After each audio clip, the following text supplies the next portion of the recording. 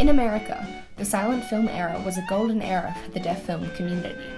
John Schuchman, a scholar who wrote prolifically about deaf people on screen, said in his 2004 article that, quote, "This period represents the one brief time that deaf and hard of hearing citizens had comparatively equal access to motion pictures, a cultural and popular medium that the United States and Hollywood had exported to the rest of the world.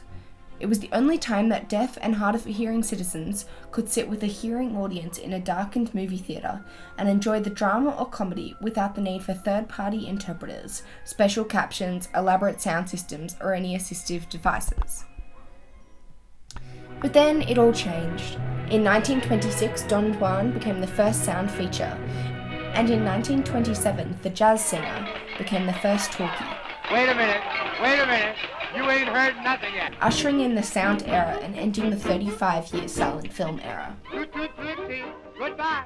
Once again, deaf people found themselves excluded from mainstream cultural activities. Not only could they no longer attend films, but they could no longer work in film. There were protests in America to no success. Since they could no longer participate in normal cinema going, deaf people took matters into their own hands, creating films for deaf people by deaf people. Moving pictures offered a previously non-existent way to showcase and preserve sign language. The National Association of the Deaf would record their own films that showcased poetry, stories, and lectures told in American Sign Language to be shown in deaf clubs and community centres. One such video is this one, called Preservation of Sign Language.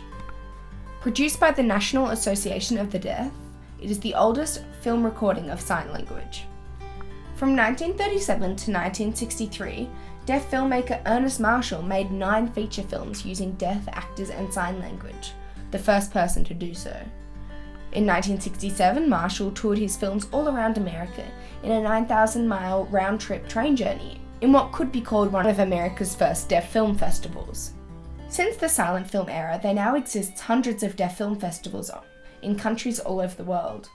These festivals offer an opportunity to showcase deaf stories that the deaf community can both relate to and understand. For many deaf people, going to the cinema to experience films like everyone else is very hard or often impossible.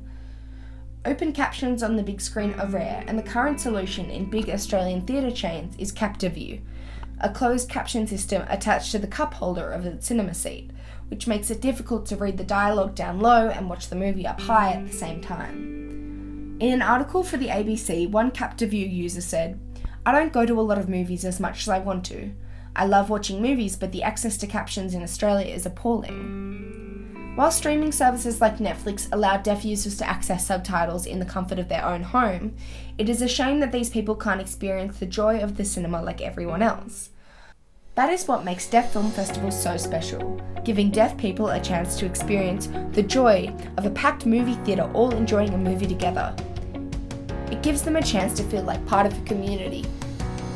In the essay, "How do we get all these disabilities in here? Disability film festivals and the politics of atypicality," the authors reflect upon the accessible nature of disability film festivals. Quote, "Because disability cinema itself strives to bring stigmatized bodies into contact with others, forums have to reimagine largely taken for granted normative modes of festival space, presentation, and commerce in such a way that allows the widest diversity of bodies to participate. Today's Disability Film Festival provides environments where technologies for universal access may be first introduced to a local film-going audience." This is definitely true of the Here For You Film Festival that I had the privilege to attend this month. The national festival, supported by Hearing Australia, is in its 3rd year. The festival is designed to encourage deaf teenagers to learn about filmmaking in a supportive, non-judgmental environment. At the premiere event, accessibility was obviously a priority. The speeches by members of Here For You included live on-screen captions, and so did all of the films.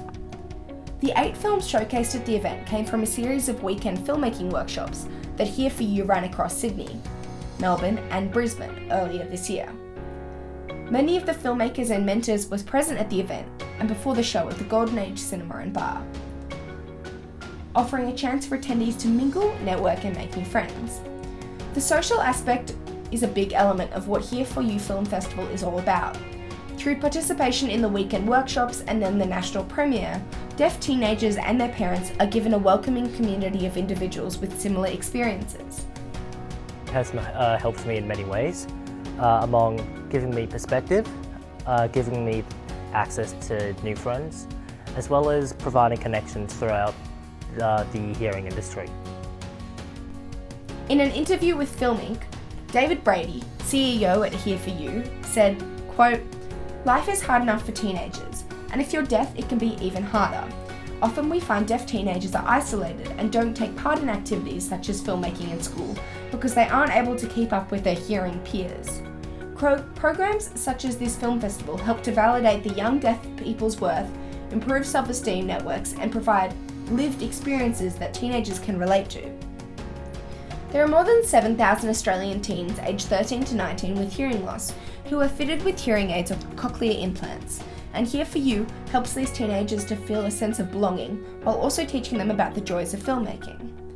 About 3.6 million Australians were affected by hearing loss in 2017, and that number was projected to reach 7.8 million by 2060, according to the Healthcare Industry Association.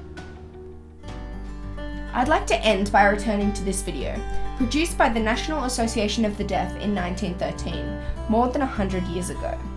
This man is George Verditz, who is president of the association. In this presentation, he signed this now famous quote: "As long as we have deaf people on earth, we will have signs, and as long as we have our films, we can preserve our beautiful sign language in its original purity." Until public cinema going is completely accessible, deaf people are always going to seek out means to create films for themselves and spaces to share them with other deaf people, from 1929 to 2019 and onwards. I would like to extend Verditz's quote: "As long as we have deaf people on earth, we will have signs, and as long as those deaf people continue to make movies, we will have deaf film festivals."